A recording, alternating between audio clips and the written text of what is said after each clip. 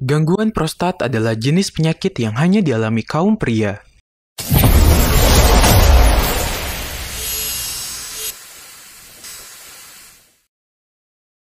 Kondisi ini bisa terjadi lantaran kelenjar prostat yang hanya ada pada sistem reproduksi pria mengalami pembesaran. Akibatnya, saluran kemih yang diselubungi prostat terganggu. Gangguan bisa terjadi karena penyempitan saluran kemih yang terdesak prostat tadi yang membesar atau bahkan tertutup sama sekali. Prostat sendiri adalah suatu organ kelenjar yang membungkus saluran kemih atau uretra pada pria.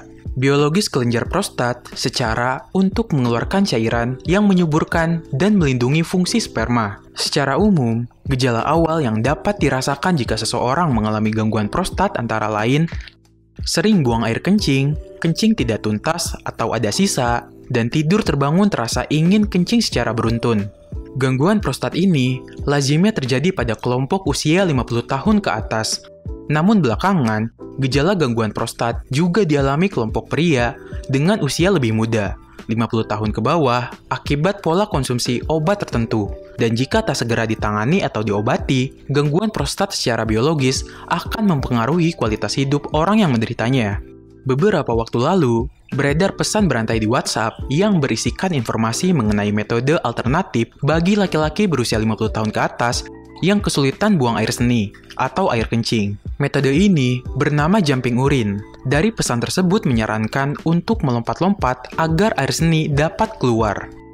Pertanyaannya, apakah hal tersebut dibenarkan? Menurut Dr. Pawan Kasarwani, sebagai Direktur Departemen Urologi di Max Super Specialty Hospital, menyatakan bahwa melompat-lompat tidak menjadi rekomendasi untuk mengatasi retensi urin atau kesulitan mengeluarkan air kencing. Apalagi, metode tersebut berbahaya bila diterapkan oleh para lansia, khususnya yang berusia 70 tahun ke atas. Pernyataan Dr. Pawan Kasarwani didukung oleh dokter lain, salah satunya yang disampaikan oleh Dr. Vikram Kalra sebagai Direktur Nefrologi di Akash Healthcare. Dirinya menyatakan bahwa metode melompat-lompat bukanlah solusi permanen untuk mengatasi retensi urin. Tidak berarti semua retensi dapat diselesaikan sendiri. Seringkali retensi urin dapat disebabkan oleh komplikasi pada jalur kompleks antara kantung kemih dan sfinkter, dan penyumbatan seperti kandung kemih atau batu ginjal. Dari pernyataan dua dokter tersebut, bisa kita ambil kesimpulan bahwa jumping urin atau melompat saat mengeluarkan urin tidak dibenarkan. Sebagai langkah awal, Zona Channel akan menjelaskan cara mengobati penyakit prostat dengan melakukan perubahan gaya hidup. Hal ini setidaknya dapat membantu mengurangi gejala yang ditimbulkan, sekaligus memperbaiki kesehatan prostat. Terlebih lagi, jika kondisinya belum terlalu berat. Yang pertama, jangan minum terlalu banyak di malam hari.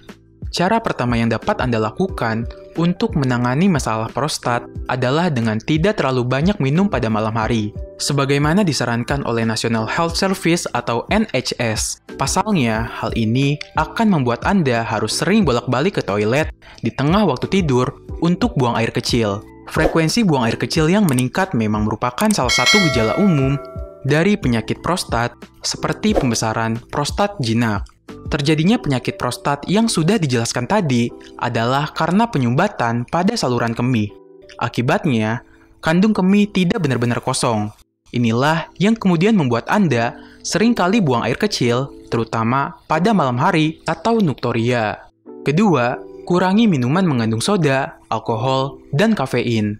Cara mengobati prostat yang bermasalah selanjutnya adalah dengan cara mengurangi minuman-minuman bersoda, beralkohol, ataupun minuman berkafein, seperti kopi dan teh. Minuman-minuman tersebut akan memperbesar risiko prostat dan kandung kemih teriritasi. Bukannya sembuh, Anda malah semakin sering ingin buang air kecil. Itu sebabnya Anda harus membatasi konsumsinya. Ketiga, makan makanan mengandung serat. Penderita penyakit prostat seperti BPH dan prostatitis juga disarankan untuk makan makanan yang mengandung serat. Tujuannya untuk mencegah sembelit alias buang air besar atau BAB. Pasalnya, sembelit dapat menekan kandung kemih yang kemudian berdampak pada memburuknya gejala pembengkakan pada prostat. Studi tahun 2016 menunjukkan bahwa rutin mengonsumsi buah dan sayuran dapat membantu meringankan gejala BPH. 4. Mengosongkan kandung kemih.